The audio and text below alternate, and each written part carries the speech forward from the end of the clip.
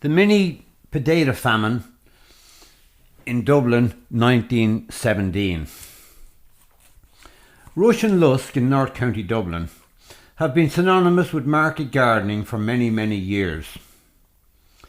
Price fluctuation in the Dublin Corporation fruit and vegetable market determined waking hours, family incomes and local interrelated businesses.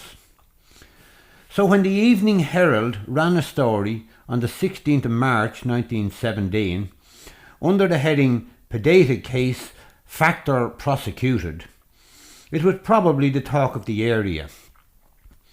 The article read, "Today in the Northern Police Court, a case of great interest to potato merchants was heard in which James Jenkinson, 99 and 100 Capel Street, was charged by police with selling 10 hundredweight of potatoes at a price in excess of that fixed by order of the 1st and the 24th of February 1917. The story tells how Mr. Jenkinson had sold potatoes at £12 a tonne, which was a considerable price in 1917, which was 10 shillings per tonne dearer than what was being allowed by law. The case was adjourned for 1 month, but the judge warned that if anyone were convicted meantime of an infraction of the order, he would impose a sentence of 6 months' imprisonment. That for selling potatoes, mind you. This was the climax of an extraordinary sequence of events in Ireland. It was wartime in the First World War, and there were serious food scarcities despite a compulsory tillage scheme which had increased the ground under tillage in Ireland in 1917 by 40%. On the 1st of February 1917, the government introduced an order fixing the price of potatoes at £10 and 10 shillings per tonne for February and March, and £11 and 10 shillings from the 1st of April. Not surprisingly, farmers stopped supplying potatoes in February and March in the certain knowledge that there was going to be an extra pound per tonne to be got from the 1st of April. So a virtual potato famine ensued. Headlines on the 22nd of February in the Evening Herald announced "No Dublin potatoes for sale in markets this morning." On the 23rd of February, things were getting even worse. It said, "Police at today's market. There was a great scarcity of potatoes at Dublin Market today, and one factor facetiously remarked to the Evening Herald that there were more police present than there were potatoes. There was only about 4 tonne of potatoes sent in from County Dublin." On the 6th of March, the public was urged to eat turnips and swathes instead of potatoes. Turnips immediately shot up from 10 shillings a tonne to £4 and 10 shillings a tonne. Things were even worse over in England.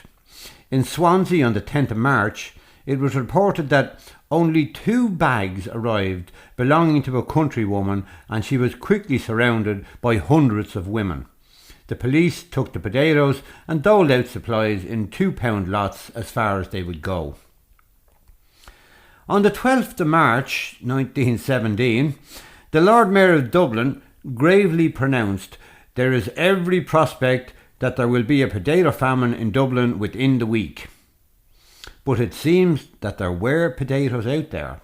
On the 14th of March, a potato factor was reported as saying, "I had an offer of 10 tonnes from County Louth at £11 10 shillings to be delivered to Amiens Street Station.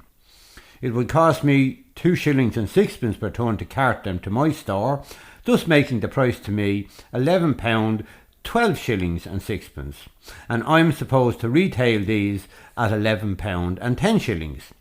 That is the only offer I have had today." Then came the court case on the 16th of March, and things seemed to have changed rapidly after that. Meetings followed with government officials. The newspapers ran long stories attacking the potato factors who were accused of manipulating the markets. The factors in turn attacked the government for incompetence. One letter to the Lord Lieutenant of Ireland on the 28th of March from Mr. William Cotter, a well-known potato factor, screamed, We are cursed in this country with an inefficient officialdom, as proved in this potato case. If this country had a set of Chinese mandarins in Dublin Castle, this potato question and food supply question would be settled in 10 minutes. The government got the message, and 2 days later, on the 30th of March, the military moved in. They commandeered potatoes, and they announced that 100 tonnes of potatoes were available to all and sundry at £11 per tonne. And from then on, the supply situation improved.